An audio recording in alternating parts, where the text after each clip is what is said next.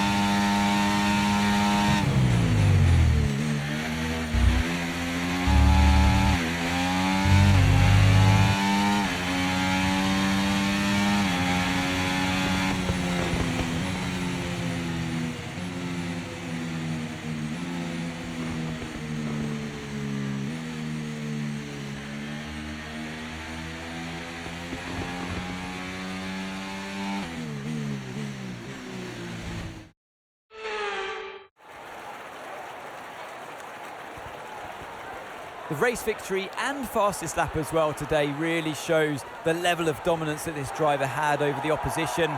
Dominance from the start to finish, and it's for the rest of the competition to try and catch them now. Here come today's winners. The team at Red Bull have done a phenomenal job recently, and it's clear to see that they've put in the work, and they should be so proud of the victory they secured here.